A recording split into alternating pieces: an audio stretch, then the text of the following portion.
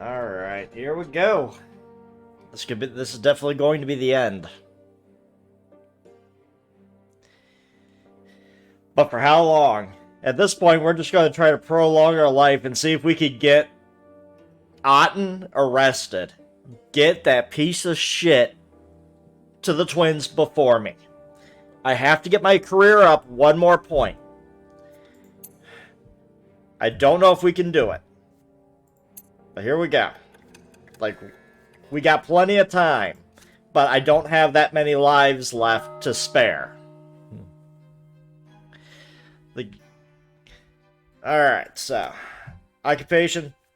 Future prefect. We have to get it to 8. Have to. Justice is already fucked. Completely. Province. Everything is balanced. There's a struggle for power. The church, the old faith is still kind of in power. With the wealth, we are devastated. Order? Actually not doing too bad. We could almost have peace in the city. So, yeah, not too bad. Not too bad at all. Talk about relations. Our family has essentially been torn apart.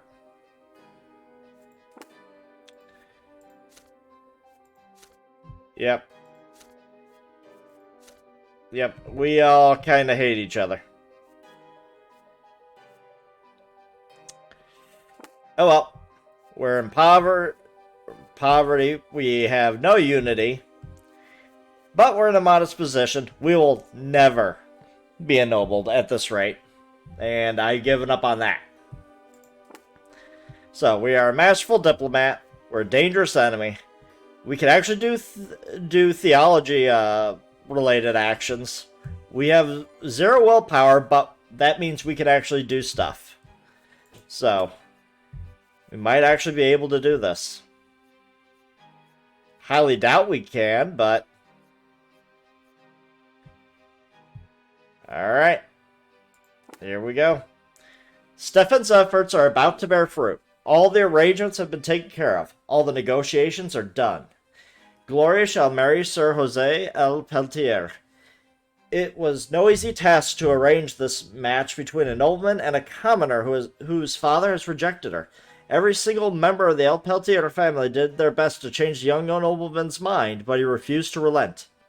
Stefan did his best too. He spent an eternity convincing the groom's family that Gloria has received an excellent education will make Sir Jose a fine wife. And so the wedding day has come. The family prepares Gloria for the long journey. The wedding ceremony will be held at a church next to the groom's estate. As tradition demands, no one else is allowed to attend the wedding. Gloria is completely silent today. She meekly allows the servants to change her into the coarse, humble garments her lot demands. She wears before the twins, all without saying a word. Gloria, say something, I beg of you. This marriage is the best thing the Brant family can do for you. You're about to join a noble bloodline. Gloria stares back at Sir Robert, her mother's husband who never became her father. There is bitter sorrow in her gaze. I think it's more likely to be added to their family's opulent collection as another exhibit. But still, from the bottom of my heart, I thank you, Sir Robert. You destroyed the last of my illusions. My fate rests with the hands of my noble masters, and it always will. Father responds with a heavy sigh. At a loss for words, you prefer not to intervene. Gloria would rather not speak to you anyway. Just outside the door, you hear the neighing of horses and Stefan's excited voice. Gloria, your groom has arrived. The man who enters Gloria's chambers behind Stefan is Gloria's betrothed, Jose L. Peltier himself. His dignified bearing and the thin features of his wistful face betray his noble origins. An elegant earring glints in his ear, a concession to modern high fashion. El Peltier greets the bride's family with a gallant bow and gently kisses the hem of Gloria's dress. The young noble of the sword takes great pains to remain composed, but standing so close to his future wife, he cannot help but let his emotions show. He looks like an asshole. Good sirs, I fell in love with Gloria at the moment I laid eyes on her on that faithful party not so long ago. Oh, so long ago, not so long ago. If I may, I give you my word that you are giving her to a respected and prosperous home. And for what Sir Stephen has told me, your family's standing will only benefit if Gloria becomes a member of the family. After all, I am a born nobleman with a hereditary title. No scandalous rumors or gossip regarding my wife's origins can ever harm me, and any man who dares speak a word of slander against Gloria shall face a duel to the true death. Well said indeed. A most wonderful outcome for everyone involved. Gloria will want for nothing. I will keep her safe from all the world's troubles, free to write poetry, indulge in entertainment, and serve her husband. The enamored noble gazes at Gloria with a tender expression. She hides her eyes behind her unkempt hair. There's a hopeless look about her. Gloria, my love, it is time. Our journey calls. The temple is ready for the ceremony. Very soon we shall announce the sacred intertwining of our destinies to the twins themselves. And then your new home and new life awaits. I will do as you say, Sir Brante, but please allow me to say goodbye to the gentlemen who have given me food and shelter. To Father, she gives a deep bow full of reverence. The family patriarch remains silent, but tears run down his face. Then your sister embraces Nathan, who came home gloomy and worse for wear even today. Sorry, I drank all night. I couldn't stop. I just can't accept you won't be at home anymore. And you are just a train wreck, Nathan. Why? She ruffles her younger brother's hair and whispers something in his ear. His face brightens, if only a little. And then she bows to Stefan. A bow so impeccable it can only be interpreted as mockery. She walks past you scornfully, refusing to recognize your presence with even the slightest gesture. Yeah, she's a little pissed at me. Farewell, Farmer. I must admit, you did a fine job getting me out of the way. I hope it was worth it. You remain silent. The groom takes Gloria to his carriage. The driver flicks the whip, and the horses take to the bride and groom outside the city and to the church to face the twins and the austere ritual that awaits them. Once wed, they will head straight for the groom's estate. Gloria has left the Brant home for good.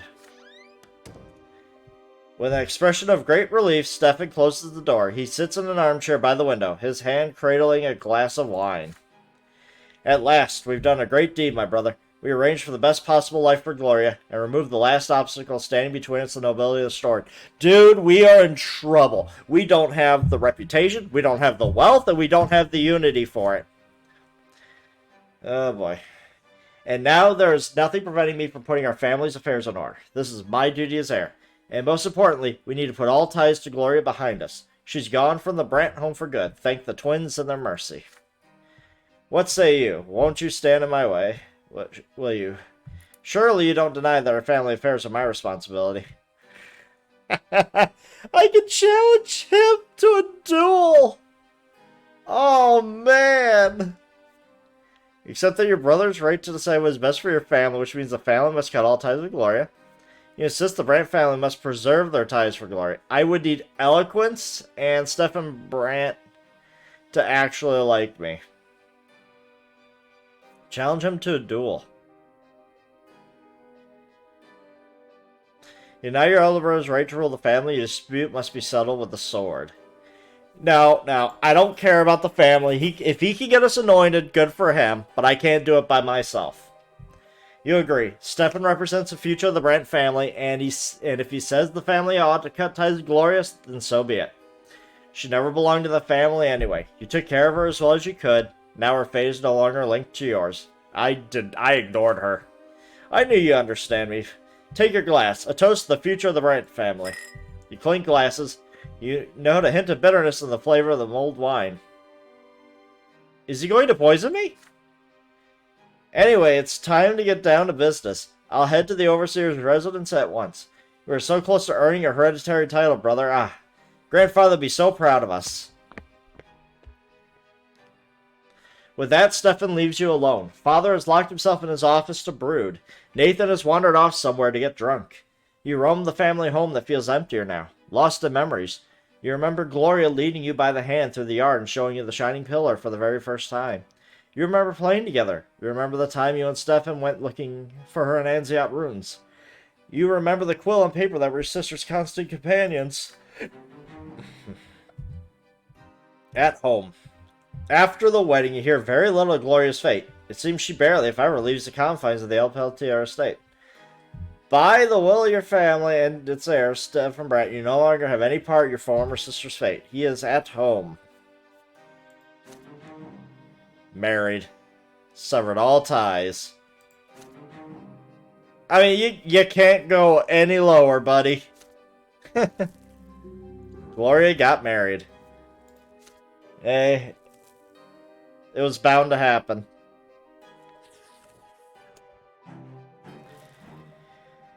Thomas's wedding. Alright, he's not exiled. He hasn't severed all times, and he is not dead. Alright. This is a day you remember well. It began with a loud, impatient knock at the door. You're surprised to see Thomas paying a visit at your home. There's a joy in his face as your old friend shakes your hand. Brant, it's been a while since I saw you last. I just got back to the city. I visited my folks that ran straight here. Otten finally stopped hounding me. I sure hope this whole mess is over for good.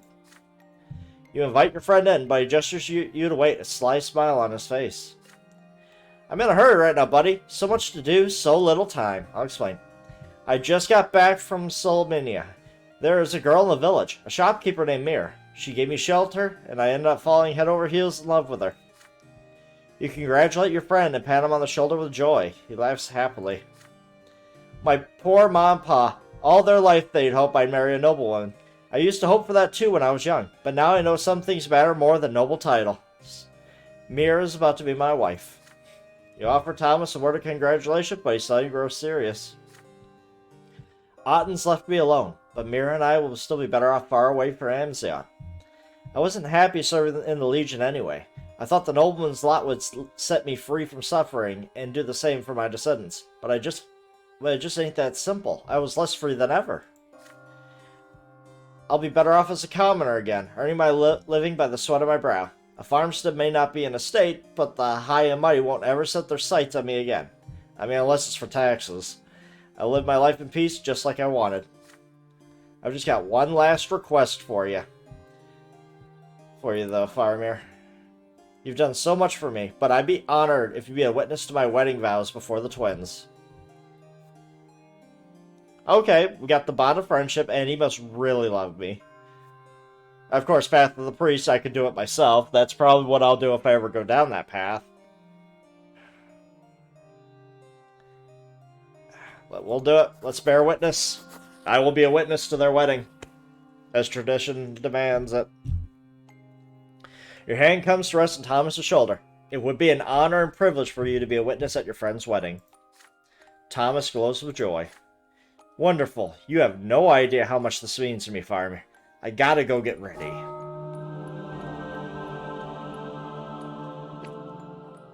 Several days later, you follow the childhood friend to a smallish temple nestled on the edge of the Brass District. He is wearing a plain white shirt. Needless luxuries are forbidden at the austere wedding ritual. You are both welcomed by the bride, a blonde-haired young woman, innocence and hospitality written across her trusting face. The bride's parents stand further away, two aging villagers eyeing the streets of the big city with suspicion. Mira, meet Faramir Brant, my best friend ever since we were lads. He'll bear witness to our oaths before the twins. The bride greets you with a humble bow. The three of you step inside the temple. You close the doors behind you. Tradition demands no one else be allowed to attend the sacred wedding ritual. An amiable aged priest by the name of Ignatius Eventini meets you inside. Thomas and Mir kneel before the altar. O twins, elder and younger, behold these two as they kneel before you. They beseech you to join them in eternal wedlock. The candle flames dance and quiver. You hear a strange murmur in the temple. The darkness beneath the vault of the temple ceilings swirl into two colossal shades. The bride and groom raise their eyes to them, awestruck. Thomas, dost thou swear thy loyalty to this divine union? I do. The bride asserts the same query. Your turn is next. You stand over the kneeling bride and groom and speak their names as the twins watch over you. Thomas Guerrero and Miri of Solminia. One of the colossal shades leads over to them, looming over a towering sword, while the other bursts into a beacon of blinding light that illuminates the temple from within. Thomas and Mira look into each other's eyes in amazement. From this moment forth, they are bound to one another by divine law, and divine love fills their hearts. In your sight of the twins, Thomas Guerrero and Miro Solmini are now man and wife, as Faramir Brant bears witness. The stern, solemn ceremony is ended. It is time to celebrate. A humble but happy feast is to be held at the bride's village. As day gives to night, you and Thomas leave the revel to enjoy a moment of quiet repose in front of the porch. Your old friend looks off to the distance, hopeful. Yeah. Remember how we fought in that yard over our little brothers? Look how much has happened since then. Both of you laugh as you recall the beginning of your friendship. We'll treasure those memories forever. I will. And you can be sure that my firstborn son will be Faramir. Better, I kinda gave a life to you. Probably saved you from 3 true deaths at that point. Thomas chuckles, pondering. You and I, we grew up on the same street, but look how different we turned out. You have a say in other people's fates, Brant. Your name will surely be remembered, but me, I'm still a humble nobody. And you know what? I'm okay with that. I used to be so sure a man could never start over with a clean slate, but I guess I was wrong. I'll never forget you, Faramir Brant, and I'll never forget everything you've done for me. Yes, more willpower, baby! A tear runs down your friend's cheek. For the last time, Thomas embraces you. Tomorrow, he will leave Anziot forever. Will you ever meet him again? Nobody knows. Alright, he has a new life. See Thomas off to his new life, far from all the danger and chaos. Yeah, dude, there's just so much I had to do to protect him. At least I had my best friends getting a happy ending, because I sure as hell am not. Repentance. Oh boy, is this going to be a repentance for the family? The last few months have been marked by a welcome absence of quarreling at the Brant estate. Your only concern these days is the price you have to pay for this peace. Today you come home late, wrung dry after a day of work and worry. Everyone is sound asleep. You are making your way to your bedroom when you hear a suspicious noise coming from Father's study. It's too late for Father to be working. Ah. I see. You go to the door of the study, trying to tread softly and turn the knob. The room is brightly lit by the moon. You recognize your brother's clumsy silhouette above Father's desk in the moonlight. Nathan hears you come in and leaps to his side in fear. You see something glinting in his hands. Father's dagger. Oh, Faramir, it's you. Shush. I just took the dagger for a moment. Don't worry. I know holding a weapon is against my lot. I don't mean anyone any harm. It's for me, actually. I have to go to the twins. Your younger brother clumsily turns the dagger around, holding it against his own body. You try to remain still. Nathan wants to take one of his own lives, but why? I'm not even sure how to say it, brother. I just can't find a place in this world. I'm always an outsider, always a waste of space. Isn't there some place for me in the twins' design? I can't stop thinking about it. I've been trying to understand them for so long. How am I supposed to live in their world? What's my place in their great plan? But I've only made things worse. I meddled with the Markian sect, defied and rejected my lot, indulged in vice, but I found nothing there. The old faith, the new faith, Father Mark's heresy, they gave me all sorts of answers, but none of them worked. There's nothing else left for me now. I got to go see the twins myself and ask them. I know I'm an affront to their plans just because I'm alive, but I'll repent. I'll pray for their forgiveness. But the twins never forgive, you tell Nathan softly. They never have, and they never will. You will be judged in the hereafter for every false step you take. Your younger brother sighs heavily. I know. Mother taught us that all our lives. But I still have to try. There's no other way. One of my lives isn't too big a price if it works. I can't find any use for them anyway. See you soon, brother. I hope I'll be different when I come back. A cloud passes over the moon. Father's study grows dark, illuminated only by the shining light of the distant pillar. Nathan's body contorts awkwardly. He raises the dagger, aiming it at his own heart. To protect him? Ah, shit. He must love me, or I must have powerful theology. That might actually cause a true death. Not a true death, but a regular death. Call Mother, if Mother recovers. Wow. Oh well. Nathan dies another death. That's death too, as far as I know for him. You take a step back. The life that Nathan is about to take belongs to him. He is free to do with it as he pleases. May he finally find an end to his desperate search for meaning. Nathan whispers a word of gratitude, barely audible, then a sharp exhale as he gets ready to strike. His hand guides the dagger awkwardly through the air and into his chest. The sharp tip reluctantly sinks into his flesh. A weak yelp escapes Nathan's throat. He staggers and falls, blood oozing out of the wound. Moments pass, and Nathan's body dissipates as his mortal frame dissolves. He has departed to commune with the twins. What awaits him in the hereafter? You pick up Father's dagger, carefully wipe it clean, and put it in the drawer of his desk where it belongs. When the skies begin to grow bright before dawn, you go to the family crypt to welcome your brother back. Nathan is already there, lying atop the grand slab. Even made anew, his naked body is still just as thin, awkward, and feeble. He suddenly stands when he hears your footsteps. His lights are shining with otherworldly light. I spoke to them, brother. I dared to address them as my soul rose up. I begged the twins for forgiveness, and they heard me. They did. And the elder, he reached out to me. He wanted to respond to me. I know he did. But the younger sword stopped us. It cut the bonds between us, and I fell. But I saw compassion in the elder's eyes as I fell, and he followed me. He shall descend the lands again. He shall witness our suffering and bring his mercy, and then the world will change at last.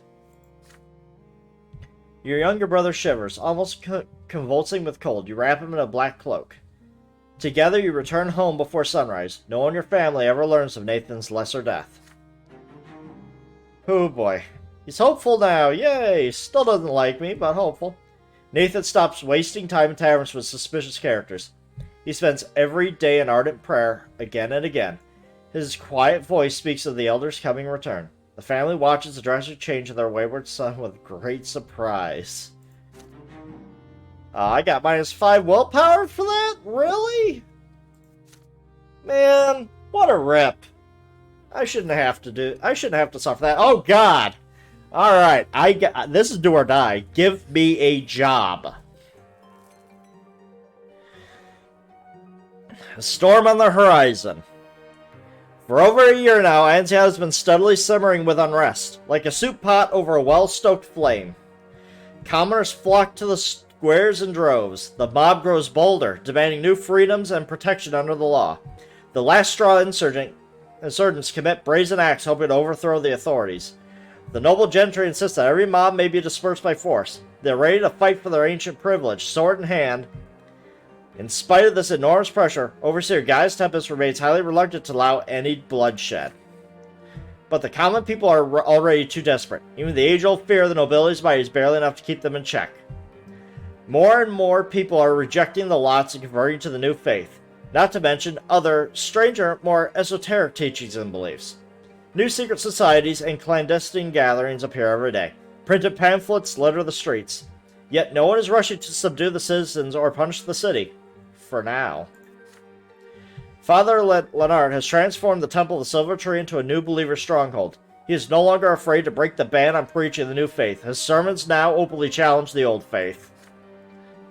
It seems the Church of the Twins is unable to recognize its great mistake. The lots must be abandoned as relics of the past. The Twins granted everyone the freedom to choose their own path in this world, and I will not stop until this freedom is recognized throughout the Empire. The next Patriarch of Magra must be chosen by the parish, not the clergy. This is the will of the Twins, and it must be ours as well. Lenart intends to amend the old order of the Church to become Patriarch. His opponents, however, are beset by internal struggle and strife. The Inquisition is fighting a myriad of heresies, more of which appear every day. Not even the highest ranks of the faith are free from suspicion. The new faith, meanwhile, is steadily growing in numbers. People no longer fear being damned by the foot of the pillar for rejecting the divine design. The streets are restless and dangerous. Minds and souls are beset by confusion. The authorities argue and bicker among themselves. Conspiracies plague the city.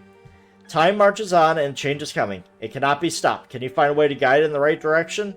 The weight of a new age now rests upon your shoulders. Oh god, it is in the middle. It could go either way. Give me a job, goddammit! For over a year now, Anzio has been slowly simmering with unrest. The feud between the estates, between the old faith and new, between the law of the Empire and noble traditions. Tensions are at an all-time high, waiting for the slightest spark to catch fire and burn. Even your family's affairs have been affected by the growing unrest. It is during these troubled times the future of your family will be decided. Father shakes you awake early in the morning. He is excited, clutching a letter bearing the imperial seal of the Tempest dynasty. Wake up, son. Come to the sitting room. A letter has come from Overseer Gaius Tempest. He gingerly breaks the seal and unfolds the missive. It can't be good for us. To the Honorable Brante family, I, Gaius the Temple Dynasty, Overseer of the Province of Megra, have given due consideration to your petition to have your bloodline annulled by the sword. You are expected in 1 week at Castle Erne, as all petitioners of the sword, where you shall hear my decision firsthand. Not gonna happen. After finishing the letter, Father turns to you. He looks fatigued. Well, son, it's time for us to be honest with each other about our family. What do you have to say about this? Where do we, the Brants, stand after so many years? What hopes do we have for the future of this family?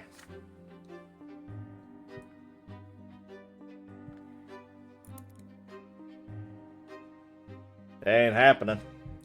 The past 7 years have been marked by many life-changing events. The rare joys, the frequent fights, the arguments, the attempts at peace, the losses. Sometimes you have managed to change their minds, sometimes you have not. But your decisions have made you realize what matters most to you. The future of the Brant family must be decided here and now. We can't be nobles of the sword. Look at that. The family is not in ruins. We're not branded by dishonor, but we don't have the reputation, we don't have the wealth, and we sure as hell don't have the unity. That's sad. Become members of the Overseer's entourage. Your family will be annulled by the sword, become members of... Oh, jeez. A family and means a glorious bloodline. One of those must be true. We would need the same amount of reputation, wealth, and unity.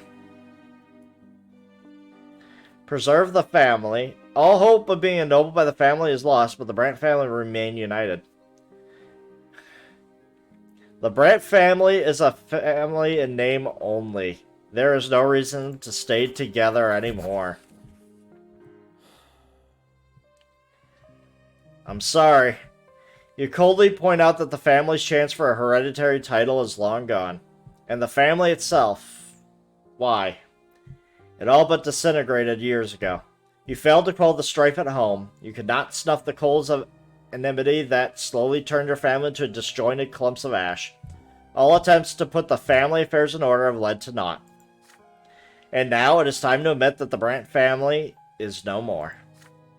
There's deep pain in your father's eyes as you meet your gaze, but he does not argue. Which is why you continue. It would only be reasonable to sever what remains of your family ties. It is for your own good. You have all been strangers for a long time. You may live under the same roof, but you are no family. It is time to end these frantic attempts to fix that which has already been beyond repair. Nothing good will come of it. Father is silent. A long moment passes before he speaks. As much as it saddens me to say this, you're right, son. We failed. I failed as the family patriarch, and I failed my lot. I was chasing after a lofty position and neglected all the trouble in our family. I tried to please everyone, and I let everyone down. All I can say is that your grandfather was right about everything. You put your hand on Father's shoulder. It is not his fault alone, you tell him. All of you made mistakes. You too bear a sizable share of the blame. But I am the patriarch. No matter what, I am responsible for this family. What a disgrace. What an embarrassment I am. Father hides his face in his hands. It takes him a while to stifle his silent sobs and muster enough strength to continue. But enough weakness. It is time to accept the inevitable. The family is gone. We all must seek our own fortunes. I will quit my post at the prefecture and leave Anziat. This city has grown far too unsettled as of late, but if any of you ever want to visit my home, my door will be open to you. You leave Father alone with his grief in the sitting room. There is nothing you can do to help him now. You begin to pack your things. It is time to move out of the house that stopped being your home long ago. You will rent a lodging for now, and then you will see what comes next. A carriage awaits you at the gate. You take one last look at your parents' house, the place that was your home and shelter for so many years. Your childhood games in the garden, your loud, happy dinners, your quiet conversations on the porch, the warm embrace of your family. It is time to leave it all behind. Oh! That hit. You offer your family no farewells as you depart. They are no longer a part of your life. From this day forward, you must fend for yourself. We're still in a modest position. Damn, willpower took another hit. Family falls apart. The Brante family is no more.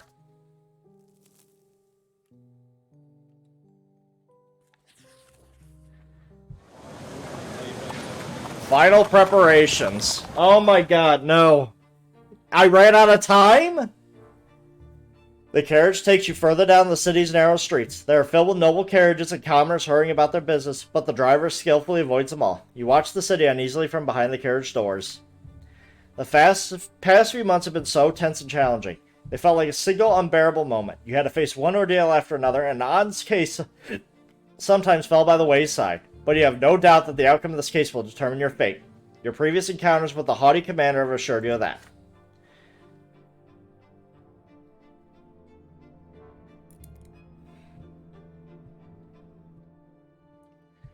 The time to strike Aden down is coming soon. Right now, you need to make your final preparations. Your gut tells you that time is running out. Either you seize the initiative, or Aden will destroy you himself. What should you focus on at this critical juncture? You consider your options. Oh, justice needs to be higher. That ain't happening. Career is less than 8. Okay. Diplomacy has to be greater than or equal to 15. It's 20. I have the willpower. Thank God. Thank you, my bestie, for giving me my, for giving me the willpower to start a rumor.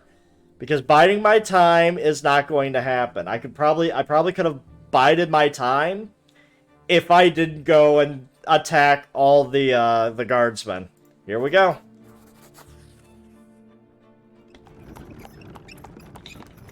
To ensure Aden's downfall, you need to make arrangements. The haughty Arcanian still has too many friends in high places. You tell the driver to take you to the Gardens of Plenty, where most eminent Anziat nobles flock to enjoy afternoon stroll. During this outing, you just so happen to meet many eminent nobles in the garden. After each exchange of pleasantries, you let them know in on a little secret. Aden's days are numbered. Overseer Gaius Tempest is about to rid of the unruly commander, and no one, not even Archduke Miliandius, can change his mind. Naturally, you realize that the Adens are one of the most ancient Arcanian dynasties, but who would dare defy the will of a twins-blessed Tempest? Many of the noblemen you meet that day react to your words with incredulous looks, but you have the reputation of a respectable and powerful official privy to many secrets. Soon the rumors of Aden's imminent downfall begins to spread among the Anziat aristocracy. Many eminent noblemen are quick to disassociate themselves from the military commander in order to keep their own reputation safe. Yes! Yes! Yes! We might have done it! We might have actually done it! You rub your hands together in satisfaction. Soon, very soon, Aden will be the only one unaware of his inevitable downfall. Oh, thank Heavenly Christ, we might have done it. But, it's not over until it's over. The hour has come. Oh, it's not over. We have to see this to the end. I don't care how I die, so long as he goes down first, okay? You stand at the window of your office and watch the living streets below, exhausted. For over a year, Anziat has been steadily simmering with unrest, like a soup pot over a well-stoked flame.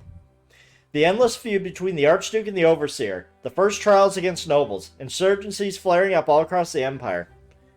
Grim, heavy, dark, red storm clouds now hang above the sky in Anziat. Preachers of the new faith fill the streets, urging the people to reject the lots. The abbot of the temple at the Silver Tree, Father Leonard, has turned the city's most ancient church into a new believer stronghold. That takes balls. Commoners flock to the squares in droves. The mobs grow bolder and bolder as they demand new freedoms and protection under the law. Commoners have been forming armed militias, the last straw insurgents to commit brazen acts, hoping to overthrow the authorities. The nobles of the sword demanded every mob be dispersed by force. They are ready to fight for their ancient privileges, sword in hand. You cast a glance back at your desk, still covered with piles of paperwork for Auden's case. You have been working on it for over 2 years now. This case will have to reach a conclusion someday, but when? Will you be able to free yourself from the mortal peril in which has drawn you? Here we go. Your thoughts are interrupted by heavy footsteps and clanking hooves. The square in front of the prefecture quickly clears as workers and merchants do their best to flee. A legion battalion is advancing on the prefecture. It is led by Dorius Auten, on horseback and in full armor. He rides right up to the steps of the square, resounding with his commanding voice. I am Dorius Auten, High Commander of the province, and I have come to demand justice. I have proof that a judge named Faramir Brant has been collecting slander for years, seeking to tarnish the Auten name. I have already warned this judge that I will not stand idly by in the face of an insult. To accuse me is to undermine the rules of the Arcanians, our noble traditions, and the sacred order of the Empire itself. I demand that the stop be put to the campaign of defamation. I expect Judge Brant to burn his so-called case right now. Until that happens, my battalion is under orders to treat all those who serve the prefecture as traitors to the crown. No one will leave this building until I see these vile accusations against our Arcanian dynasty burned to ash. Elborn becomes rushing into your office. He is pale as a ghost, but trying his hardest to remain composed. Faramir, Auten has caught us off guard. I knew we should have begun this trial much sooner. He has the upper hand now. No one will come to our aid. We must give Auten our reply.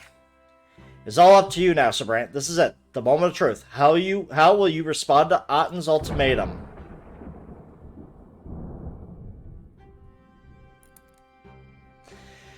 Whew!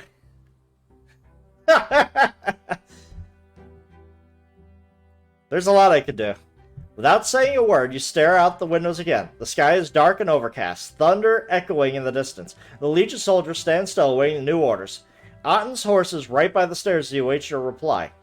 The past several years flash before your eyes. Cases and verdicts, threats and promises, decisions and deeds. Decisions and deeds. Where have they led you? Your career, your province. How will you approach the task of rebuffing one of the mightiest Arcanians in the province? It will all be decided now. I could burn the case. Call for Gaius Tempest's aid.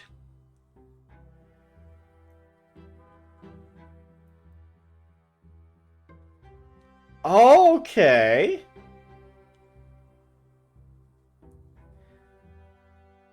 So, I could have done that if I did not have evidence against Auten.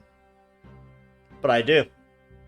I could charge him with crimes. I have evidence. I would need justice.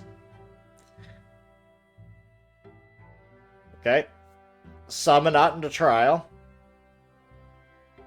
If I do not have evidence against Auten, protector of the people, and justice at absolute.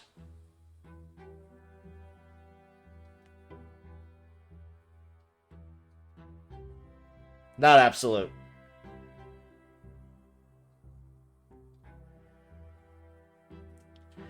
Augustinian Elborn does not equal betrayed. Justinian, okay. But we can bring him to the Court of Honor.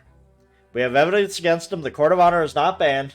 I'm not branded by dishonor. And I have everything I need for this. Let's go. We're bringing him out. You have assembled enough evidence and garnished enough influence to the aristocracy to submit the case to the Overseer and doom Auten to face the Court of Honor. Get wrecked, asshole. The hour has come. You implore Elborn to leave the negotiation to you. This goes beyond the affairs of the prefecture, you tell him. This is personal. When you're sure the prefect is no longer watching, you summon a messenger and send him off with an urgent note to Overseer Gaius Tempest. You have spent all these years amassing influence, crafting connections, rendering favors, and reinforcing your career. Now the highest nobility and the mightiest Arcanians at Anziot take heed of what you say, and their patronage and their favor will finally bear fruit. You will finally get rid of Auten, your sworn enemy, ensure that your career soars higher than ever, to include that Thomas will forever be protected. The note to Gaius Tempest says that you have overwhelming evidence of Auten's crimes, and your connections on high society are too strong for anyone important to contest it. Auten has murdered warriors of the Legion, defenders of the Overseer's power in the province. This makes him a traitor against Gaius Tempest, his lawful sovereign and representative of the Emperor's own dynasty. He must be punished for treason. You beseech the Overseer to come to the prefecture at once with a garrison of troops, lest the traitorous Otten take the matter further. You seal the letter with your family crest. The messenger takes it and slips out through a hidden passage. All you can do now is wait and pray that Gaius Tempest is currently in the city. In the meantime, you instruct the other judges to sit still and wait the rescue. Then retreat to your office and lock the door. The air hangs heavy and oppressive over the city, a gloomy calm before the storm.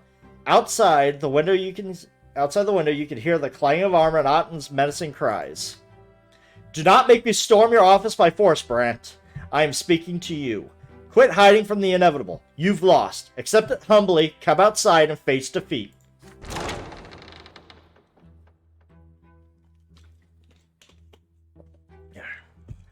This tone of his voice leaves no doubt. Otten is beyond furious. He is a moment away from committing full-scale slaughter in the Citadel of Law. With no other choice left, you go down the stairs and through the door to face Otten. He dismounts his horse, but clad in a full suit of ancient armor, the Arcanian is still a head taller than you. Here you are at last, Brant. You obeyed me and came out. A wise choice, but where are all the papers you are to burn? You stare down the High Commander and his explanation of the situation to him. Otten's case is complete and it will not burn. It will be passed up the chain to the proper authorities. The people must know that Dorius Otten has willingly murdered 19 warriors of the Legion. This is an act of treason against Overseer Gaius Tempest and an insult to his honor. For this, Commander Otten will face His Highness's harsh retribution. Please tell me I don't need to have a lesser death saved for this, because it's gonna hurt. How dare you speak of honor, pathetic human! Who are you to meddle in Arcanian affairs?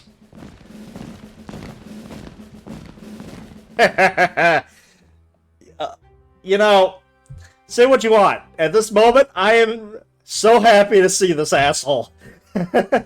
You hear a drum roll. Soldiers of the city garrison are marching towards the square. They're led by Gaius Tempest himself, riding a jet-black steed.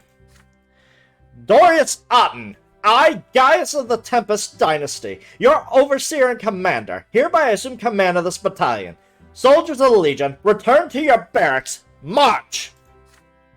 Your Highness, you have no authority over them. I am the High Commander. You speak of authority, Sir Otten. By my sacred right and authority, I challenge you to a duel of honor. You have insulted me, your overseer, with your treason, and only blood could wash it away. Lies, Your Highness. Lies and slander. You can never prove to the court of honor. Sir Faramir Brant says otherwise. I have no reason to doubt the words of such a distinguished judge. The rest of the aristocracy thinks the same. You solemnly nod, confirming all the Overseer's words, feeling all eyes focused on you. With a satisfied grin, Gaius Tempest continues. Otten, you will come to my headquarters at Castle Arene, where your treason to the crown will be proven while the highest aristocracy of Magra bears witness. We will clash in a duel of honor to the true death, as ancient tradition demands. May the justice of the heavens prevail in that fateful battle. I hope you're a good duelist. Dorius Otten does not speak, his spirit crushed, his soldiers routed. Weakly, he gets back on the saddle and leaves the square, alone and armor-clad, like a painting of old brought to life in the wrong age. Gaius Tempest dismounts his stallion and offers you his hand. You bow respectfully and shake hands with the Emperor's own brother. You are almost too late, Brant. Your note found me when I was about to leave the city. Fortunately, I had loyal people by my side. I am glad to see you've proven yourself loyal to me. Otten's fate is sealed. With your influence and the evidence you have amassed, not even the Archduke will be able to stand up for his protege. I shall wait for you at Arene as well, Brant. You will proclaim the proof of Otten's treason and witness the duel of honor firsthand. You bow, recognizing the great honor granted to you and your family. This is only the beginning, Judge Brant. Prepare to take the prefect's seat. You show far more promise than old Elborn. He does nothing but erode the ancient order while you know how to maintain balance.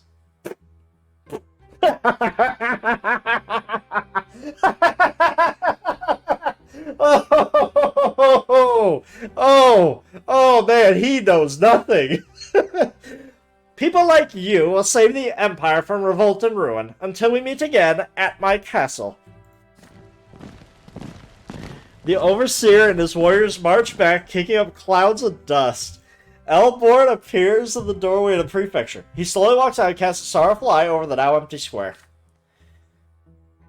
So you squandered all the years spent on Otten's case just to curry favor with the Overseer, Brant?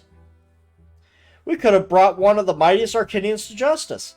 We could have shown everyone the power of the law, but you chose otherwise. And you chose poorly, I'm afraid. Can't you see what's happening in the streets? Can't you feel the pressure building up for the souls of the people from this tyranny? No friends in high places will save us when that tension finally reaches the breaking point. And neither you nor I will be able to do anything to prevent the fire and blood.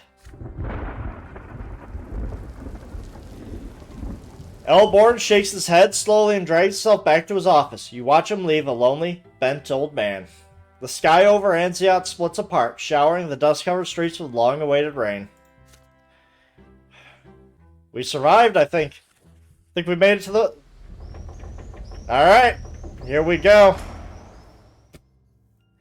The lofty stone ceilings of Castle Arene, the headquarters of Overseer Gaius Tempest, are enough to make anyone feel small and insignificant. The greatest aristocrats of the province have gathered here today. Many of them are Arcanians, but you, a human of common birth, have earned the right to share their their company on this day as the accuser on behalf of Gaius Tempest. The servants announce the arrival of Commander Dorius Otten. The noble's small talk stops, and Gaius Tempest takes his throne, his authority underscored by a majestic cloak draped about his shoulders. His face remains coldly indifferent. The door opens. Otten enters the hall and comes to rest in front of the Overseer. He stands proud and defiant. Noble Arcadians and most worthy humans of Magra, I have assembled you all so that you may witness an act of supreme justice. I hereby ask that the Court of Honor confirm my right to meet Dorius Otten in a sacred duel. Magistrate L. Vermin, who represents the Court of Honor, approaches the Overseer's throne. Otten furiously tries to get the magistrate's attention, but L. Vermin does not even glance at him. Your Grace, the Court of Honor humbly begs you to state the reason for the duel. Sir Farmia Brat will speak in my name. Your time has come. You take a step forward, the weight of many gaze on your back. Step by step, you have fought hard and reassert the old traditions and defend noble honor. You have earned a noble reputation, a place among the aristocracy. And with that, you have attained the power to punish Otten for his evil deeds. Your speech shakes the hall. Otten has taken the lives of at least 19 of his subordinates, strong warriors ready to fight for the Overseer.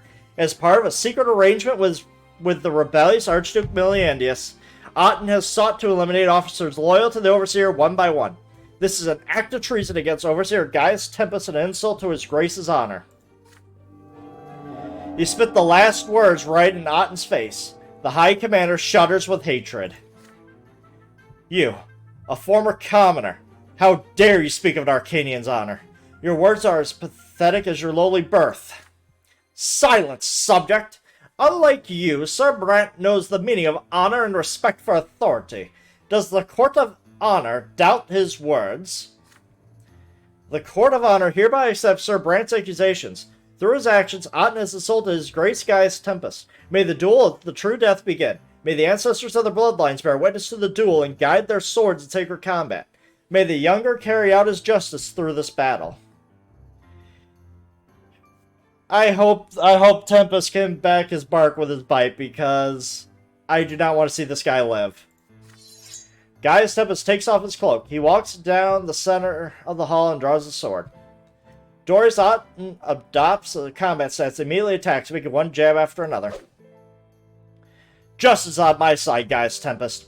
You've seized the province for yourself. It belongs to the Archduke's bloodline by right. Now everyone here will watch you die for your dishonor. Gaius Tempest evades Otten's onslaught effortlessly, then launches an offensive of his own. You watch the two Arcanians fence, their battle on otherworldly dance of death. You can almost see the two blood tides clashing, splattering everything with drops of crimson as hundreds of ancestors guide each sword from behind the combatants. This is no mere fight. The Arcanians' forefathers are judging their progeny before your very eyes. Otten fights with frenzied ferocity, but with every swing of his sword, another ancestral shade withdraws into the darkness behind him.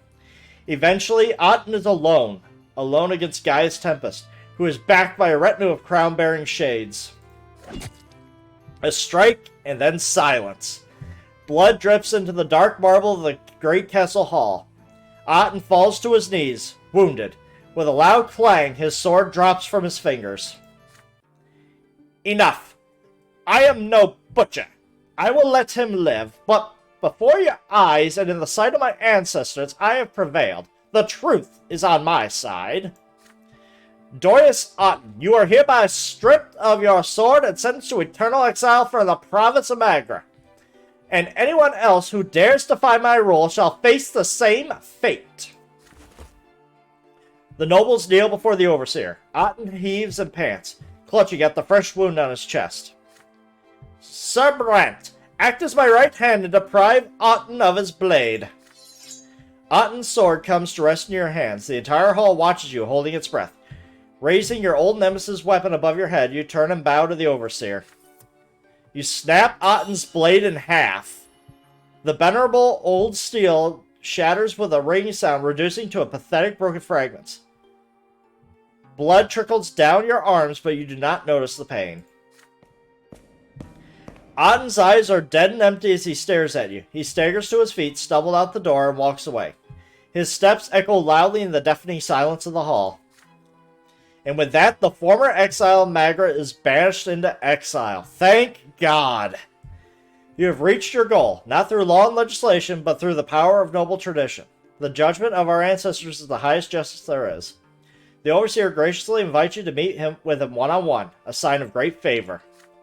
You have served me well, Brant. The prefect's seat is yours. I shall appoint you the next time I come to Anziot. Be ready. The journey home is long and slow. You cannot help but think of the unrest of Anziot. You have intervened in a conflict between the mighty Arcanians to change the course of their fates. What happened on the streets of your hometown while you were away? Oh, probably a lot. Yeah. Dude, you are banished. You can go to hell. The Old Faith, and looks like the Overseer's in power here. Otten faces the Court of Honor. Can't believe I managed to get that done.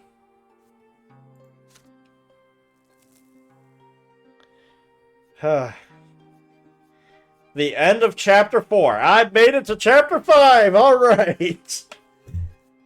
Peaceful years are over. The storm of the revolt is brewing in Anziot. Tomorrow will be the day when you reap the harvest of all your deeds during these 8 years.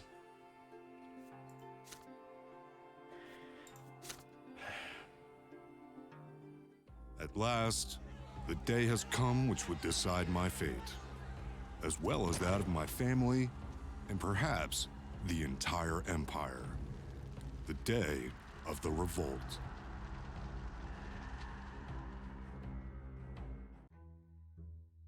It's not going to end well. This event is a consequence of your previous actions. The revolt begins, and that's because Otten faces a court of honor. So this is specific to this, to my victory. The Court of Honor has meted out its justice. Victorious, you return to Overseer's headquarters to Anziot, accompanied by a squadron of Legion soldiers. The soldiers have been assigned to you for the purpose of carrying out Gaius Tempest's personal orders. Brant, I have been trusting you with an affair of the utmost importance. During the last year, Anziot has veered dangerously close toward a revolt. Commoners refuse to know their place. Conspirators, new faith fanatics. I have no choice. I must build an army and put an end to these disturbances. Sadly, Sir Alborn appears to be too merciful and incapable of dealing with the unrest. Prove to me that you can take his place. Maintain order in the city until my arrival. Not gonna happen. Is that Alborn? You arrive at Anziot to find demonstrations in the squares, passions, sermons, and demands for equality. The news that Otten's been tried by the Court of Honor merely fans of flames. The disgraced commander has returned to Anziot and refuses to go into exile. Oh, God. The city is on the brink of a revolt. Wherever the Court of Honor may have decided, it's my duty to remain in Magra and stop this maddened mob. After the humiliation Otten suffered in Arene, it is difficult for him to gather Anziot's noblemen beneath his banners. But many nobles who are against Gaius Tempest are outraged to see an insult inflicted upon a fellow elite. They assemble a militia ready to deal with the disturbances. After receiving news that Otnus refused to go into exile, the city seems to burst into flames. The crowds in the squares have become larger. Armed commoners take to the streets. Oh god. Remy L. Vermin is already dead, his life taken by the verdict of the People's Court. He was strangled by the mob that broke into the city hall. The magistrate's lifeless body now hangs just outside the windows of his office for all to see. She's leading the revolt. You only have a small squad of legionnaires under your command. For the moment, stopping the simmering revolt is simply beyond you. But tomorrow, everything could change. Dead. Alright, so the revolt... Okay, here we go. Bloodbath, rebels are winning. Stalemate, rebels are losing. The troops? I have a handful of fire squad, regiment, and I have an army. Okay. The nobles. No followers, cautious support, trust, indisputable leader. The clergy. Cautious support. Trust, okay. So. Those are our resources. Let's see how we do let's see how far we get in the revolt. This could go bad.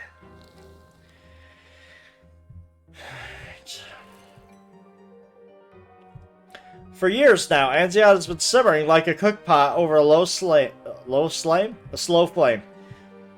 The powerlessness of the simple folk, unable to change the old order, has gradually given way to rage. Finally, this anger became stronger than their age-old submission to the higher estate and their fear of divine retribution. This rage was a spark that lit the fire of the revolt. All of Anziat's commoners have risen up in rebellion. Workers, artisans, merchants, beggars. They all long to break free of the noble tyranny and the perpetual suffering that is their lot.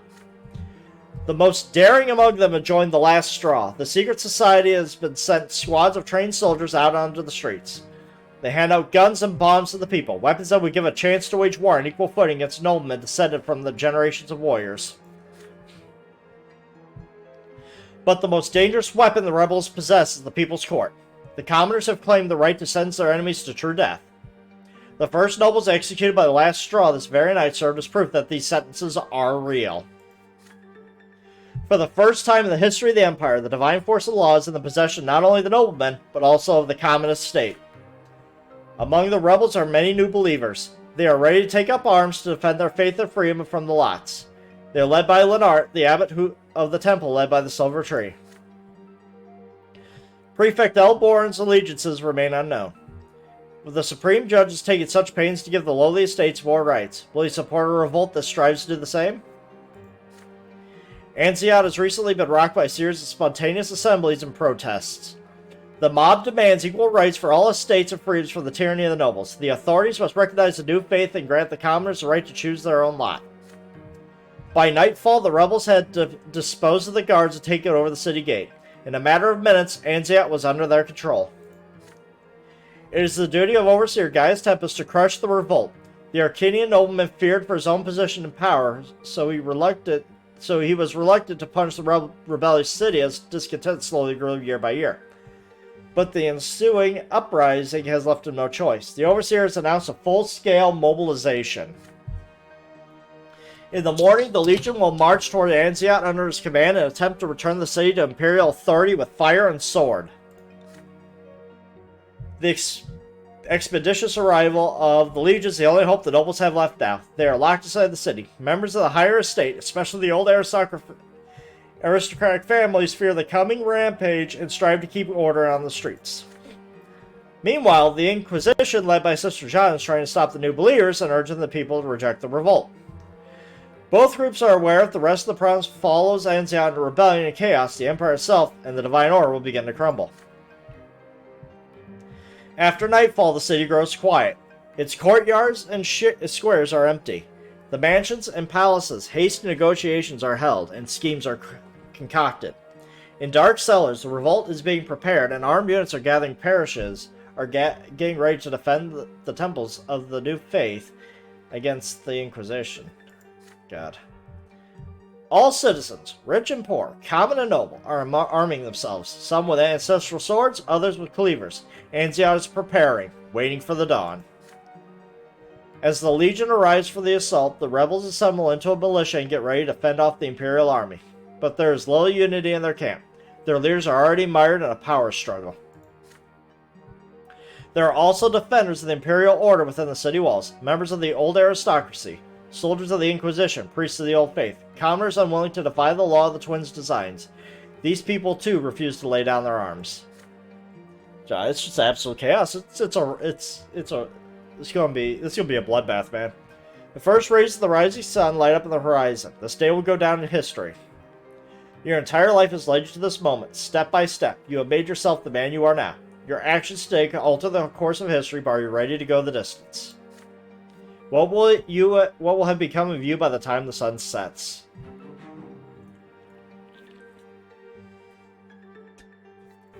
Here we go.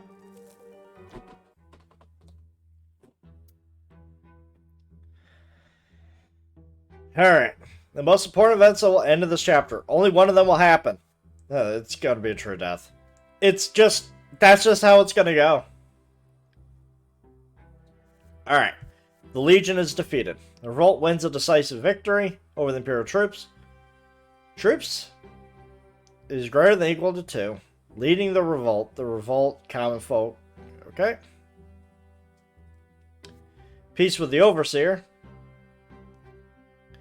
That's not happening because I'm leading the other things. City is defended. Oh. You need willpower of 10? Good luck. The revolt is defeated.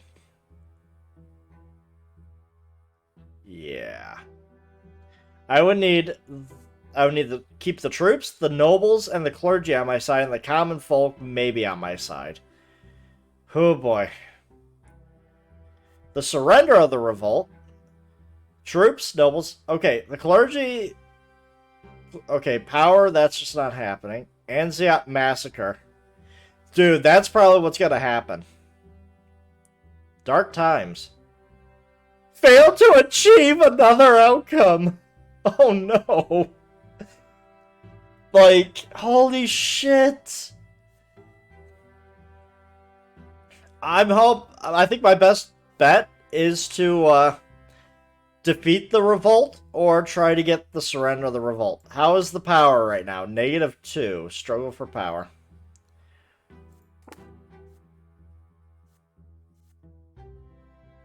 The power has to be at least to -3 or -4, so there is a chance of getting this. I just need the clergy and the common folk to be on my side. Events that can happen to the Brante family in this chapter. Families in the city. Not happening. The family has perished. All your families perished in the fire of the revolt. Okay. Family is fled. And the family is saved. I mean, father's already gone, so good luck with that. Occupation. Deeds that you can accomplish on a chosen life path. Escape from the city. Leading the riot. I have to eliminate Sophia. Defender of the Empire. And the Rebel. Take sides with the revolt. God. The revolt screen is now available. Alright. Here we go. Let's see where our choices take us. Ha! It's just a full day. Here we go. Chapter 5 is just one day. Mustering the forces. The crimson sun slowly rises above the horizon. You make your way through a city in chaos, carefully observing what is happening in the streets. The rebellion is flaring up again after a night of calm. Once again, the commoners are taken to the squares in droves. The grim resolve in the rebels' eyes speak volumes. They are determined to seize their freedom or die trying. There are others, however, who are huddling inside their homes, locking their doors and praying to survive the revolt unscathed. With every passing minute, you see more and more people carrying banners. They bear a hand clutching a lantern, the mark of the last straw. The conspirators have left the shadows at last. They hand out guns to the common folk, using the last precious bits to quickly teach them how to fire them. The artisans are out on the streets too, cobbling together makeshift shields out of wood and nails to protect against the nobles and their blades. Fortunately for the rebels, the nobles remain divided. The old noble bloodlines have sided with Dorius Otten and the Arcanians to sworn to bring down the revolt by any means necessary. His noble militia now stands guard at the Silver District, where the city's most eminent aristocrats have their homes. They represent the greatest threat to the revolt. Many nobles of the mantle, however, are all too eager to violate their oath of fealty and side with the rebels. Though ennobled to serve the Empire, they no longer want to suffer under the boot of the highborn Arcanians and human gentry. But there are many more who are still undecided. Soldiers and low-ranking officers of the Legion from the city's garrison, officials and functionaries, they all have found themselves caught between the Overseer's orders and the People's Revolt. Many of them are biding their time, hoping the Legion of the Prefecture will spring into action and quell the unrest. But the Prefecture is yet to react. The city prefect, Sir Elborn, has not made it clear which side he is on. I don't think I could get Elborn to work with me, because he just absolutely despises me. Even the clergy has been swept up in the strife. Abbot Leonard is gathering new believers for a procession to the Silver Tree, where the people will elect a new patriarch. Old believer priests and common folk who prefer to cling to the laws to save their souls stand in opposition. Even the Inquisition, whose duty is to protect the Church of the Twin Gods against heresy, has been tainted by the schism. Oh my god. I can't do anything. The true fight of the fate of the Anziat will begin in a matter of hours. You had 8 years to curry influence among the people in the city. It's time to put your connections to the test. Who can you sway to your side? Who will be willing to sacrifice their lives to fight for your cause?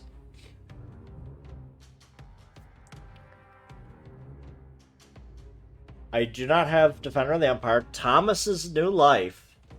Path of Noman. I do have Valor greater than 14. I can fight for the revolt? I don't have the Path of the Priest, so can't do that. Assemble a squad of local rebels. Path of the Lotless, not happening. Support the Old Believer Priests. Yeah, that ain't happening.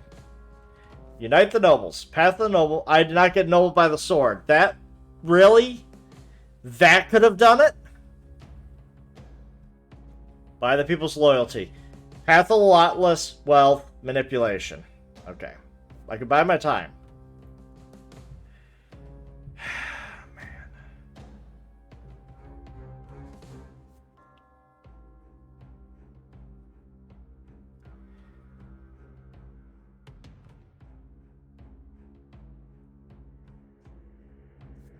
We're just going to bide our time here.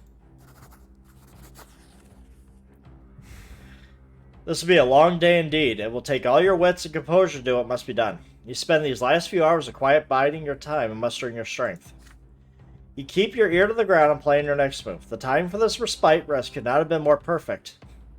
The storm is yet to come. Both the defenders of the Imperial regime and the rebels need time to gather their forces for a pivotal clash. Gaius, Tempest, and the Legion will not arrive in Anziat until nightfall. Only then will the fate of the revolt be decided in the ultimate struggle. The Legion is already on the march toward the rebellious city. What can the rebels do to oppose it? Everything depends on how the conflicts of the day play out when the sun sets. The Prefecture and the Gendarmes, will they pursue the rebels or take their side? Lenard's procession and the new believers of the Silver Tree, will the people elect their first patriarch? The disjointed groups of insurgents, will they be able to unite? And if so, who will unite them? Alright, there we go. Ready for action. Your thoughts are interrupted. The sound of gunfire fills the city streets again. The lull is over. You can wait no longer. Here we go. A fading light. This event is a consequence of your previous actions. Path of the Nobleman. Alright. The sun rises higher and higher. Your carriage is hurtling down the street, making its way through the crowd with great difficulty. Many barricades have appeared overnight, made of old boards and rotten trash. You have to reach the prefecture as soon as you can. The gendarmes and judges' reaction to the revolt could be decided at any moment. Any word from Sir Elborn? No, even the slightest sign from him could determine their allegiance. The Silver District is empty now, populated only by searing winds and sweeping light debris across the cobblestones. You smell smoke. A noble house must have been set on fire nearby. Your hooves clattering in the distance. There's not a soul around. All you can hear is a fountain burbling in a small square, mixed with a gentle, melodic laughter. You yell for the carriage to stop. Those graceful movements, that clothing so light and airy, that thin, slender figure playing and splashing in the water. The rays of the sun dance and glitter on its golden skin. Oh my god, she's back! That hot, carefree day flashes before your eyes. The sound of the carriage on the cobblestones, the handkerchief dropped on the ground. Does Octavia still remember how you first met? This creature, does it still have anything to you in common with the prideful Arcanian lady you met here all these years ago? The creature was once Octavia's, laughing, as though she could not see the ruined streets around her. You come closer. You feel a strange, involuntary sense of calm next to this bizarre creature. There could be no hatred in her presence, no pain, no suffering. She raises her large, pitch-black eyes to you. Her voice rings with gentle elation. Do you see it all crumbling now? It is the old world dying, collapsing under its own weight. Do not fear it. It is not a bad thing. This is how it has to be. You live in the dream of the one called Octavia Melanius, human who bears the name of Brante. This dream will end soon, and then it will be all gone. Your empire, your estates, your lots, your shining pillar. And you, human named Brante, will be gone too, and the great mind of the Latterie will leave this dream and move on, beyond all borders, beyond all limits. What a great joy that moment will bring us.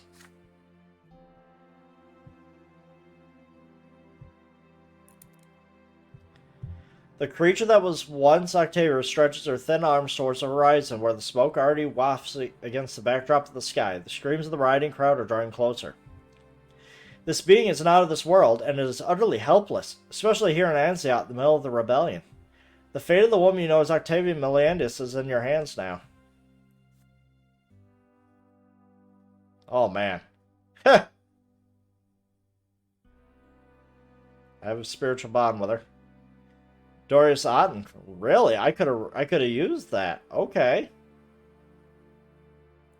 Not bad. But he hates me. Share a final moment. I can part ways with her. But if your beloved wants to leave this world, then so be it. You will accept her decision, but perhaps she could leave something behind, impart some kind of wisdom about her newfound existence before her departure.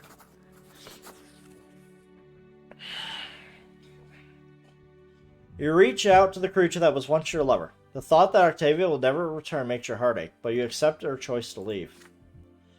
You take the being before you by the slender hand. Under your breath, you whisper a final farewell. The world created by the twins is a cruel one indeed. You understand why the Latterie would wish to leave it. Thanks to the ritual, you have sojourned beyond it yourself. But there are still so many humans, Arcanians, desperately locked in the chains of this existence, just as Octavia Melanius was. The Latterie must not depart from this world without leaving something behind, some shred of truth she has worked so hard to unveil. The creature's large, pitch-black eyes close for a moment. Then they open again, and you see tears in them. What a terrible world the twins have created. The Latterie know how much they suffer from the flaws of their own creation. Those who live in this world must still have hope, even as their world burns around them. Their minuscule spark of life is not the only one in the universe. The Latterian ritual. You recall how it felt, and for a moment, the streets scarred by the uprising seems unreal to you. An unnatural composition made by chance of hundreds of tiny particles, like an image of a kaleidoscope. It is quiet. Water splashes in the fountain. You gingerly put your hand on the strange being's golden shoulder. It is so warm. She strokes your head. You can barely feel her slim fingers. Octavia cared for you. You helped her break free from her cage. She mustn't leave without a trace. The end of this world is approaching. This we cannot change. However, we will leave a hidden path behind. A path to the Latterie. But it is not your path, human named Brante. You are too tightly bound to your city, your goals, and your gods. You will never see us again, but we will remember you always, Faramir Brante. The creature floats away, turns a corner, and is gone. But some tiny part of the woman you love will remain in this world. You linger there for a time, staring at the empty street. Then you shake your head and return to reality. Eldborn, the prefecture. You need to hurry.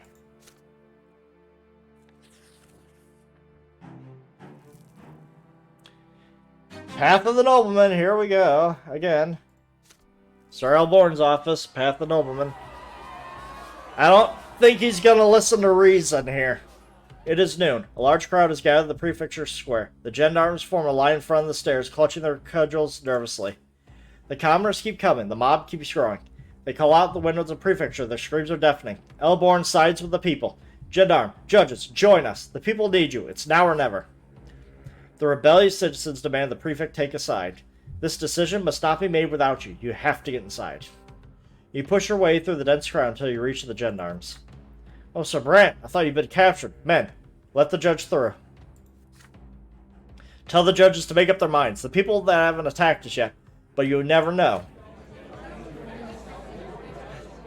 The main hall of the prefecture is stuffy and crowded. The din of the voices as loud as it is outside. Almost every judge of the province is here now, save for those who stayed home or fled the city in advance. Most of them demand that the prefect disperse the crowd. Augustinian Elborn is on the podium in the courtroom. I guess, looming above the indignant judges. No, I will not sick the gendarmes on the people. It's the prefecture's duty to listen to the emperor's subjects, not force them to be silent. If we disperse the crowd, it'll only fan the flames. In one of the overseer's orders, Sir Prefect, we have to quash the revolt while we still can. Just tell the gendarmes to do their duty and protect the city from these riots. Or do you want the so-called People's Court to hang us all? Have you forgotten about the last straw in that freak, Sophia? They're executing people left and right as though they're wielding the divine law. Do you really think that you'll be spared? The judges applaud Falkergraven, even those you believe to be the prefect's most ardent supporters. This unrest needs to be quelled with words, not clubs. If we turn this demonstration into a bloodbath, there'll be no stopping the carnage.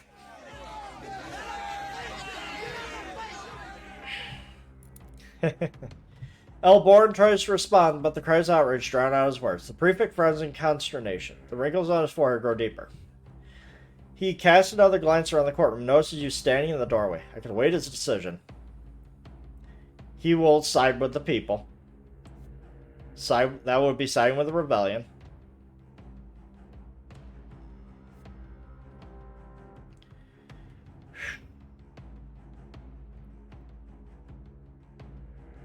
I would need the nobles greater than or equal to 1? Okay. Or I would need a high reputation, and I would also need him to like me. He would need to like me. I'd condemn him. Diplomacy of 18. I got all that diplomacy, might as well use it. You start elbowing your way through the agitated crowd of judges and make your way to the podium. You shove Elborn aside. Well done. Let Faramir speak. You raise a hand and the judges grow silent. The overseer has ordered his subordinates to quash the riots. It's time for the Sir Prefect to stop kowtowing to the mob.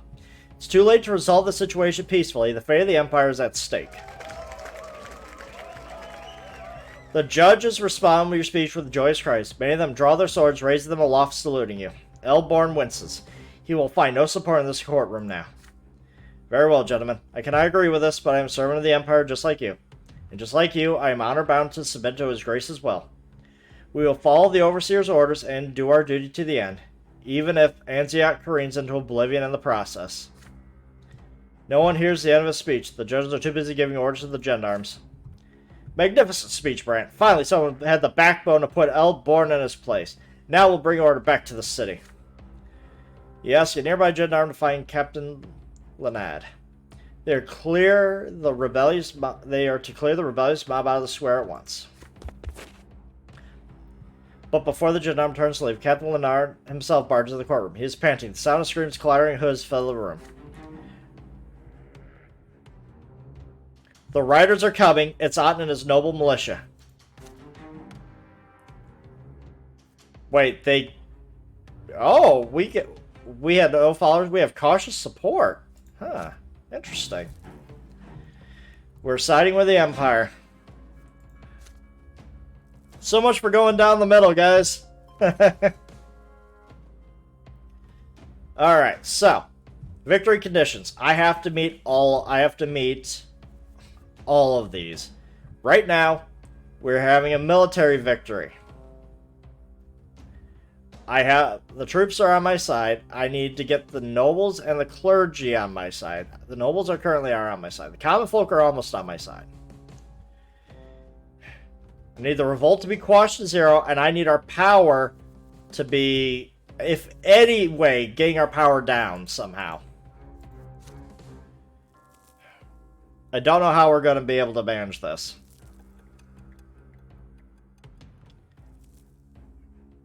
We don't have much time. The prefecture under siege. The searing sun looms high above the rebellious city.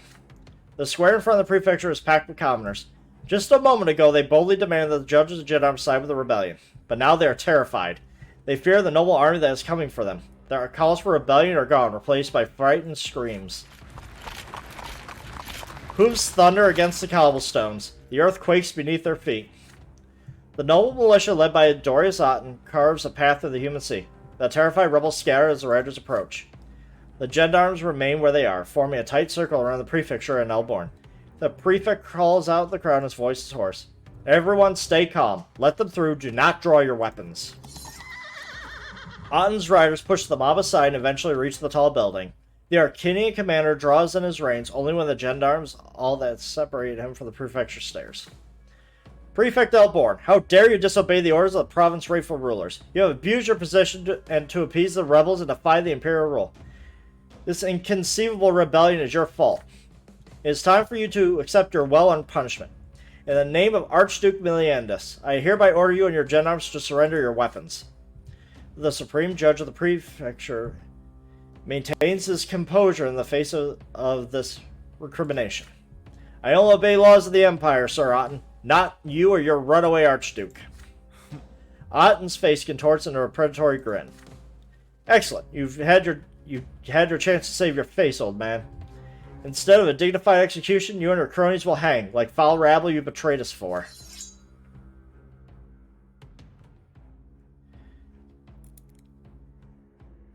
God, I can't do anything, man. Otten lifts his sword skyward, prepared to order the assault. The riders behind him are about to attack. The gendarmes ready their clubs. Their hands are trembling. They will not stand a chance against the noble cavalry.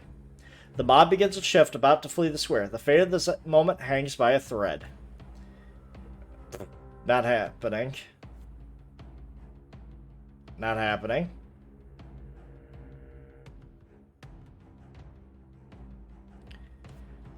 Get Otten and Elborn to reconcile. Destiny not equal to... I need a reputation of 6. Diplomacy of 20. Damn it, this was the one time. The one time that diplomacy of 20 would have been good. Night of the Serpents or Broken Chains. Good lord. Dorius Otten would have to like me. Augusta Elborn would not have to be a rebel. Damn, I almost could have gotten that. I could challenge him to a duel. You know what? I'll do it. I don't care if I die. I'll be going down a blaze of glory. Let's go. I have the valor for this. I am a dangerous opponent. To everyone's surprise, you walk confidently through the ranks of the gendarmes. The rider notices you and raise your arms and rein in their horses. The noblemen know who you are. And then you begin to speak, not to Otten, but to them. You are a loyal servant of the Empire and overseer, just like Sir Elborn. Otten, however, has been stripped of his rank and disgraced by the Court of Honor. He is no longer has any right to command the militia. The overseer has spoken. Why are they defying him? Flabbergasted at your audacity, Otten makes his horse prance, a menacing sight. Once a filthy commoner, always a filthy commoner, eh, Brant? You orchestrated that dishonorable duel. It means nothing to a true nobleman, and it never will. Refusing to dignify Otten with a response, you continue addressing the noble militia. If the good noblemen truly wish to side with the overseer and his just rule, they must abandon their disgraced former commander at once and accept your command. This is treason, Brant. Treason? Otten, of all men, dare accuse you of treason? You refuse to suffer such an indignity. It's time to settle this once and for all. You challenge Otten to a sacred duel. If you emerge victorious, the noble militia will recognize you as your leader. Should Otten prevail, Elborn will surrender the prefecture without a fight. Otten sneers and casts a glance at the prefect. Elborn's eyes meet yours. He hesitates. He spent years struggling against the ancient right of the duel.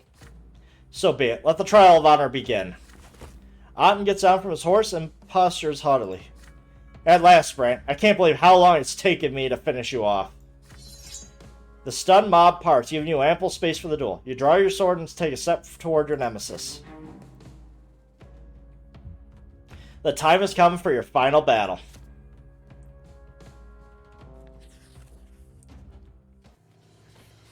Here we go.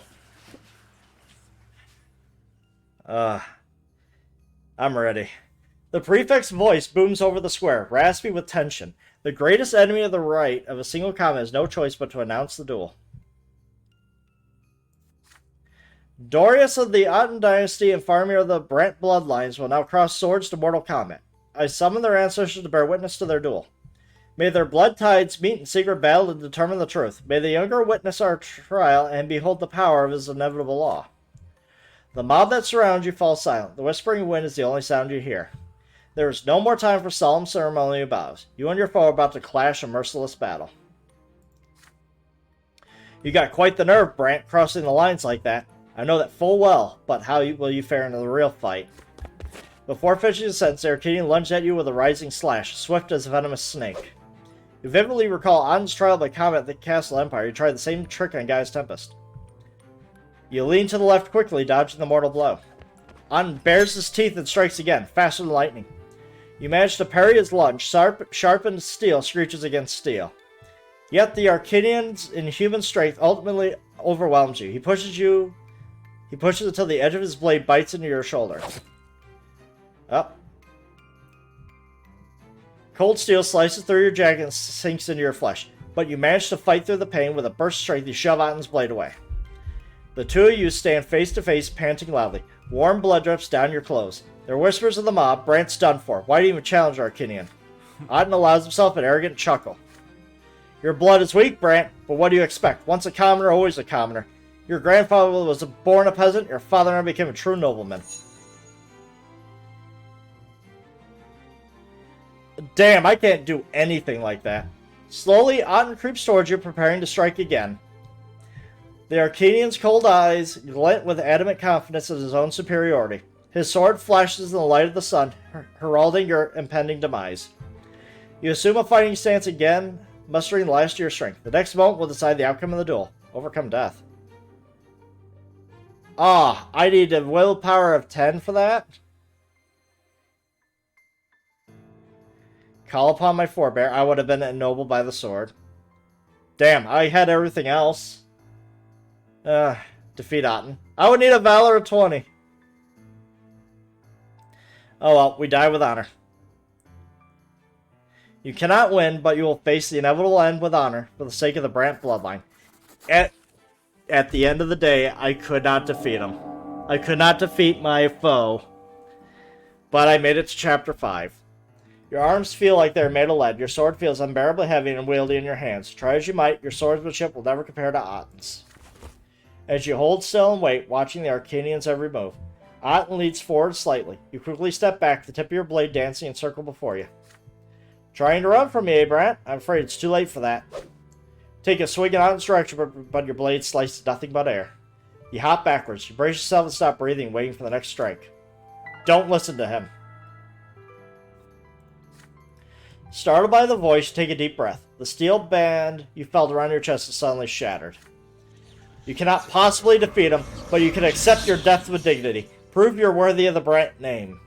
I like how my grandfather is the one encouraging me.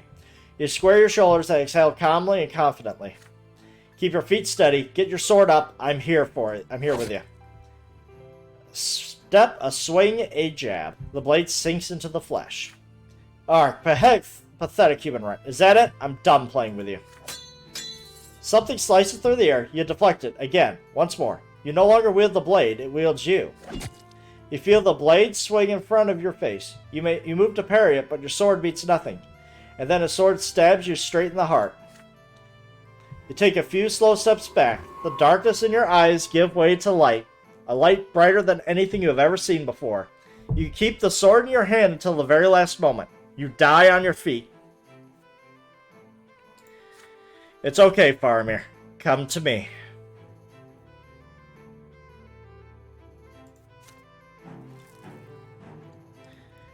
Your earthly life is over. You leave the world forever and face the judgment of the twins. Whew. What a journey, man. What a journey, what a life. Power. The power struggle in Magra continues. None of the factions are strong enough to prevail over the others. The estates are locked in a civil war. The common folk have rebelled against the rulers of Gaius Tempest, and the nobility have been shattered into feuding camps. Animosity and strife have taken over. If this continues, Magra could remain divided for a very long time. The clash between the old faith and the new continued. As the schism of the clergy grew, the people of Magra remained similarly divided. Neither doctrine has enough power to prevail over the other, so the venomous accusations and fervent disputes continue. The Inquisition is powerless to end the struggle. The strife between the faiths will continue to fester. The people of the province and the empire will never be at peace until they decide which path of worship is the one that leads to the twins. The crisis of the past few years have annihilated the province's former prosperity. The fertile fields have been scorched, the mines have been abandoned, the factories stand idle, with no one to work in them. The looming threat of hunger and poverty drives people back-breaking labor and the tried and true ways of their ancestors.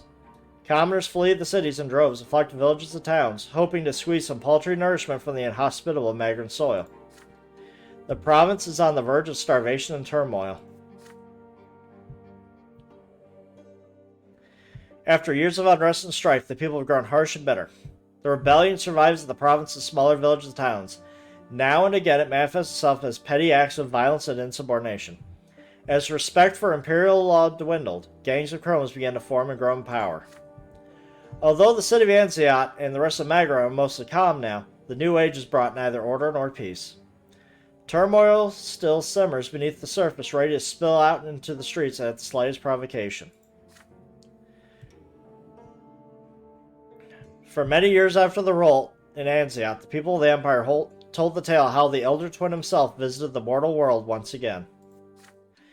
He donned the guise of a common mortal to seek the truth of his own creation and settle a dispute with the younger, but no one helped him find the answer he sought. And so, as the legend goes, the Elder Twin returned to the Shining Pillar, never to descend to the mortal realm again. Everything went to shit. What became of Octavia? The creature that was once Octavia Mellandius left this world forever, but it honored your request and left something behind.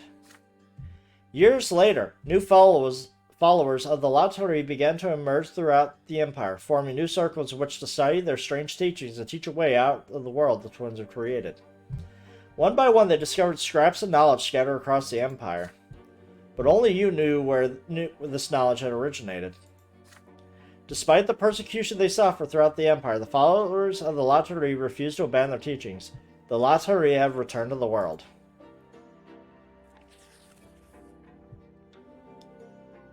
Yeah, the Brant family is beyond fucked. The Brant family fell apart, rent asunder by squabbling and strife. Your family home grew desolate and empty long ago. None of you ever found a way to make peace, and in the end, your old grudges were stronger than the blood you shared. You remain strangers for the rest of your lives, which mine is over. After his family fell apart, Robert Brant left Magra at the northern provinces. There, in the city, he found employment with the local prefecture and an assistant judge. This minor post allowed Robert to eke out a humble existence, far from any power struggles or social turmoil.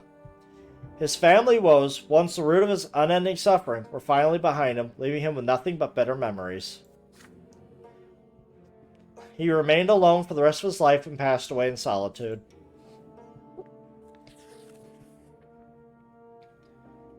Your mother passed away from illness long before these events transpired. Lady Brant was out there to see what became of her family. Having severed all ties with the family, Stefan had no reason to remain in Anziat. After abandoning his aspirations for the Brant bloodline, he fully dedicated himself to his own ambitions. Your former brother took on a new name, Stefan Elborn. He moved to the capital and began working hard to earn himself in the place of the Emperor's court. But in the end, Stefan was too plain-spoken to survive in the realm of the courtly intrigue. His bold and ambitious nature swiftly earned him a plethora of enemies in court. Oh man. Before long, he was falsely accused of plotting against the crown. Yeah. Get wrecked. Stefan's attempt to exonerate himself proved futile, and his life and honor met an ignoble end.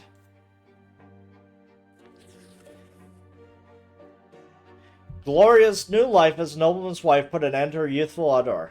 When she moved to her husband's home, her fervent poetry and her struggle in the name of the common folk remained in the past. As time went on, she languished more and more in the monotony of her new life. After the Brante family cut all ties with her, Gloria fell all alone in the end and sunk deeper into melancholy by the day. Sir Jose El Peltier offered her genuine love, but she never came to accept it. He tended to her with selfless, cordial care, but his efforts were all rejected. Driven by despair, Gloria eventually attempted to flee but was caught. El Peltier never forgave her for this. Once she had been returned, Gloria's husband treated her like property, denying her any freedom whatsoever. And so, Gloria remained in his noble mansion to the end of her days, surrounded by luxury, silence, and solitude.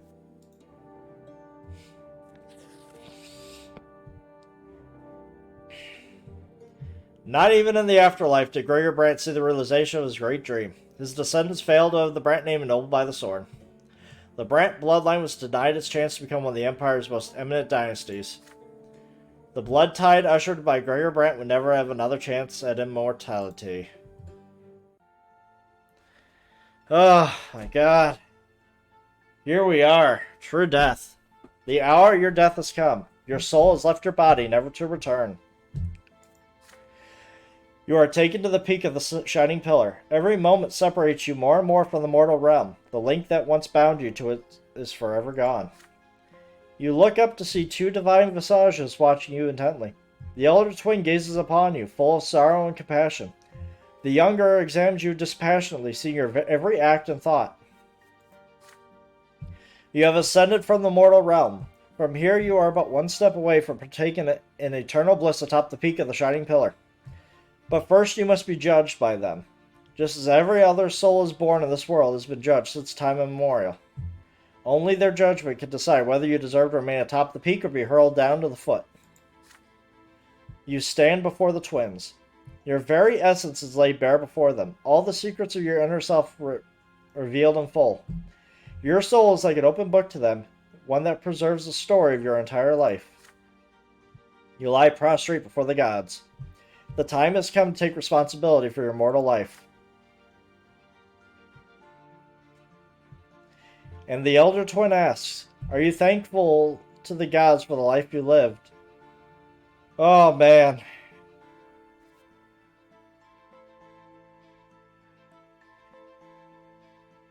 You staunchly accept everything that happened to you in the world the twins created. Your life was your life.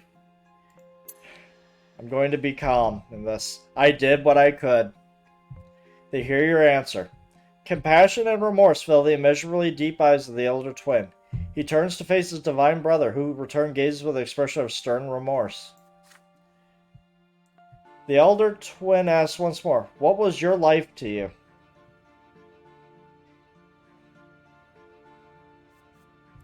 Your life was a struggle for your beliefs. You spent your life staunchly enduring despair, hardship, and grief. Yeah, that was empathy.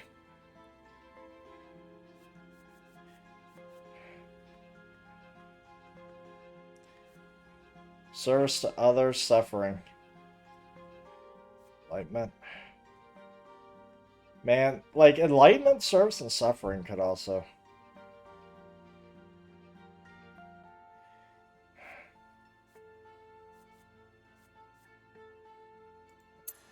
I always did what I was told by others.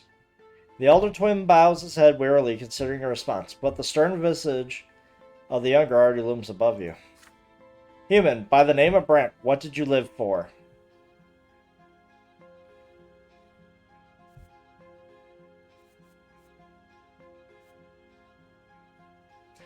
I tried to a cause.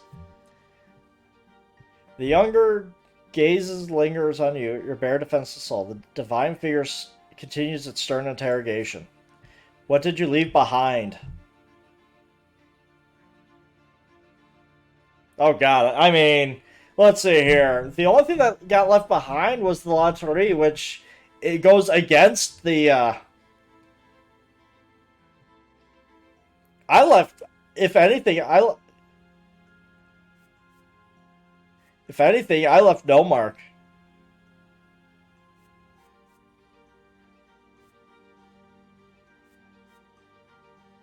But if anything, I blazed a trail for change. The younger twin now moves towards you with a clear intent, poised to render his judgment, but the elder twin restrains his brother with a gesture. A divine voice fills you once again. Did your life make the world we made better and more perfect?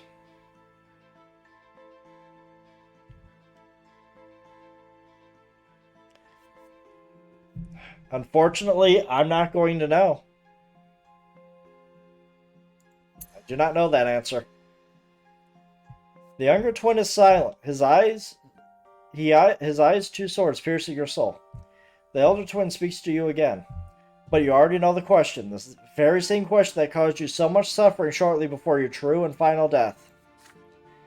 What determined your destiny?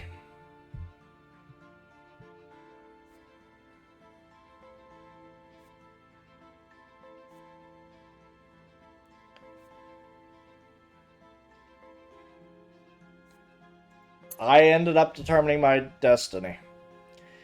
The soul of a man named Brant lies prostrate at your feet. You have witnessed his entire life, known his every act, seen his every thought and desire. No other soul could ever walk the same path. So many difficult choices, so many emotions, so much pain. Another soul awaits your judgment. You know no mercy, nor does your brother. Every mortal must walk the path chosen for them to the very end. Those who abide by the precepts set forth by you, your brother, shall return to you and become part of you. Those who reject you shall know the ending of suffering of oblivion. Where does the man named Faramir Brant belong? At the end of the day, I've achieved absolutely nothing except for the hope of the lottery. Everything else is in ruins. The family is utterly destroyed. The city is basically non-existent at this point.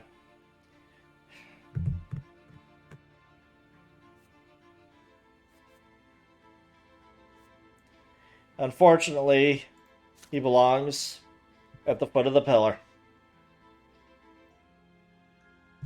The sword strikes. The blade mercilessly slices the minuscule soul in twain.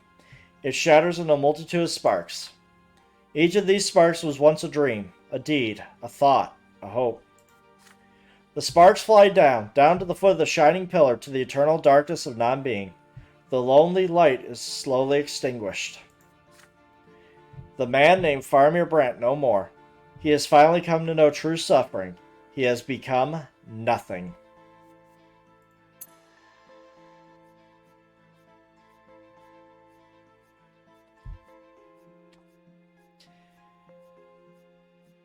Oh my god, just look at everything.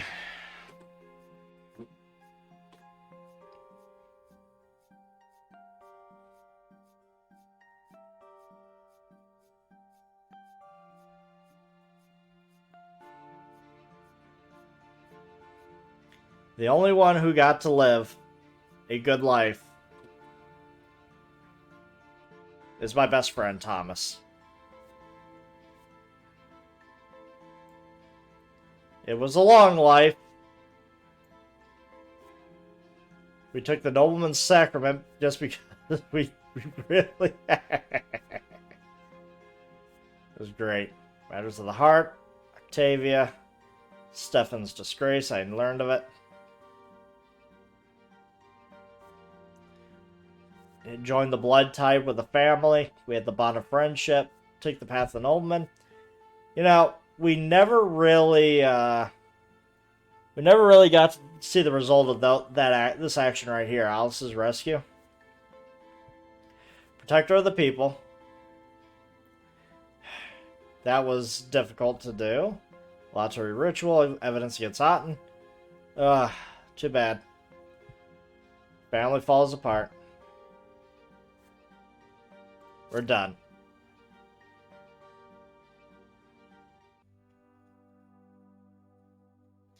Hoo boy! What a game. What a story. I might come back and do another story eventually. I'm gonna definitely take a break from this just because this is a lot of reading.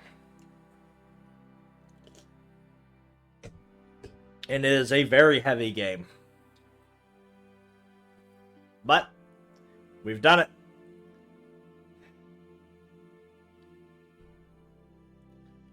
And now that we're done with this, going to move on to Neo 2. This is what I wanted to do afterwards, so.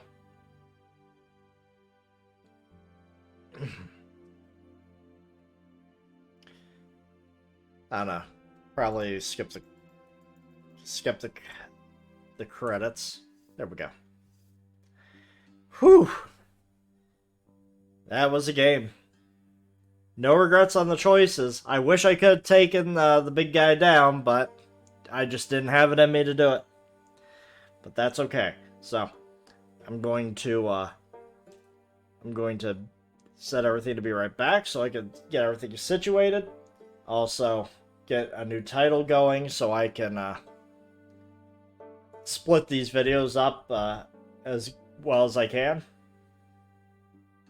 So, I'll be right back.